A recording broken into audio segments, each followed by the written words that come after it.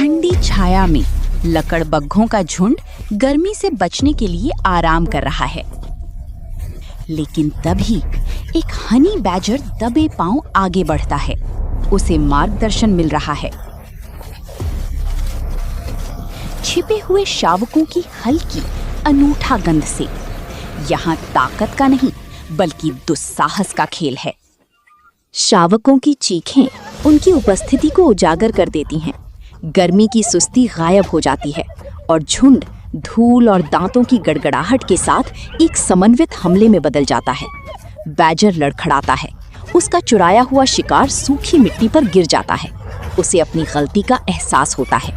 वो संभलता है। उसका जबड़ा तैयार है। चोरी का शिकार वापस छीन लिया गया है। मादा मुखिया अपने नाजुक बच्चों की ओर कदम बढ़ाती है। वो उन्हें वापस अपनी मांद में ले जाती है।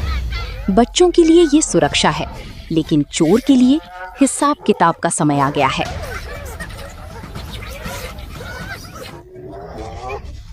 लकड़बग्घों का आपसी सहयोग उनके झुंड की पहचान है। वे बैजर को चारों ओर से घेर लेते हैं। एक अचानक तेज प्रहार उसकी पूंछ के आधार पर होता है।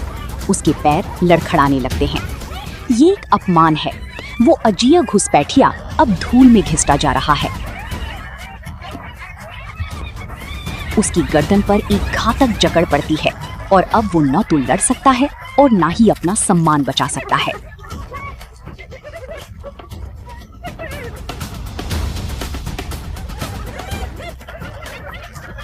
बैजर उनके बीच में घूमता है, थप्पड़ मारता है और अपनी जगह पर अड़ा रहने की हिम्मत करता है।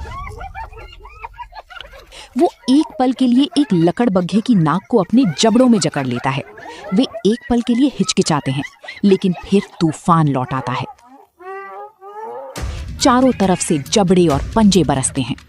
चोटिल और खून से लथपथ होने के बावजूद उसकी सख्त खाल उसे बचाए रखती है, जिससे लकड़बग्घे हैरान और हताश हो जाते हैं।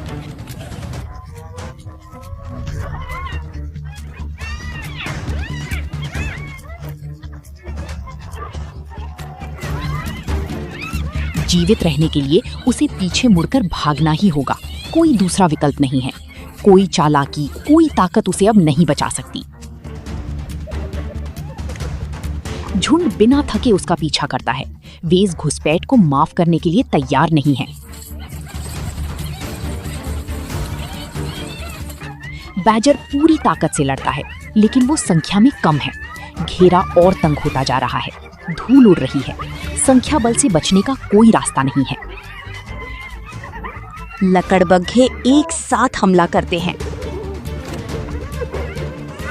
उसकी पौराणिक खाल और अदम्य साहस ही उसे बचाए हुए है, भले ही केवल एक पल के लिए। वे हर तरफ से उस पर टूट पड़ते हैं। जमीन उसके वजन के नीचे कांपती है। केंद्र में हनी बैजर खड़ा है, छोटा, विद्रोही। लेकिन लकड़बग्घों के झुंड के सामने विद्रोह का कोई अर्थ नहीं है।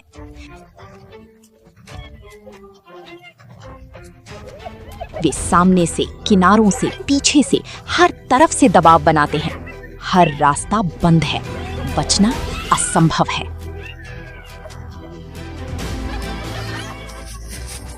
अब सिर्फ दांत हैं और ये बंद होता हुआ तूफान। शोर एक हिंसक दहाड़ में बदल जाता है। ये कोई द्वंद्व नहीं, ये संख्या का हिसाब है।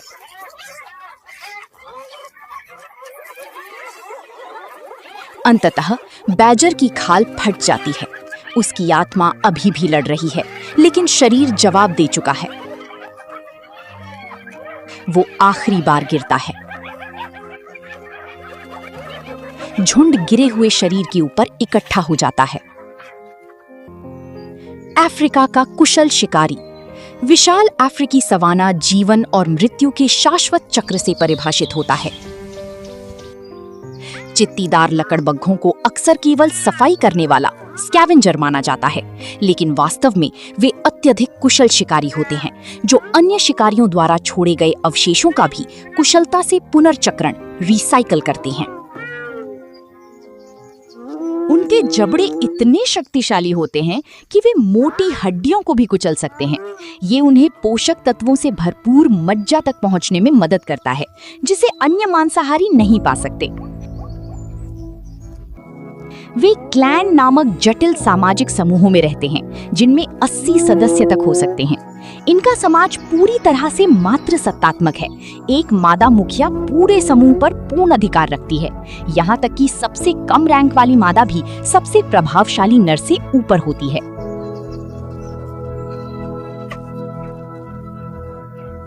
पालन पोषण। माताएं समर्पित पालक होती हैं, जो अपने शावकों को 1 साल से अधिक समय तक दूध पिलाती हैं और सामूहिक मांद में उनकी रक्षा करती हैं।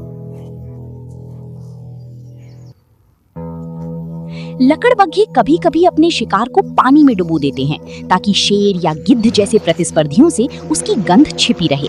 पानी एक प्राकृतिक फ्रिज की तरह काम करता है, जो मांस को ताजा रखता है। भीषण गर्मी में झुंड ठंडक के लिए कीचड़ में आश्रय लेता है, जो उनके शरीर के तापमान को नियंत्रित करने और परजीवी कीड़ों से बचाने में मदद करता है। भोजन करते समय एक सख्त पदानुक्रम यानी हायरार्की का पालन किया जाता है। अल्फा मादा और उसके करीबी रिश्तेदार पहले खाते हैं। ये मांसाहारी स्वस्थ पारिस्थितिकी तंत्र के लिए आवश्यक वास्तुकार हैं। चित्तीदार लकड़बग्घे की सहनशक्ति उनके सामाजिक अनुशासन और अफ्रीकी मैदानों में जीवन की लचीलेपन का प्रमाण है।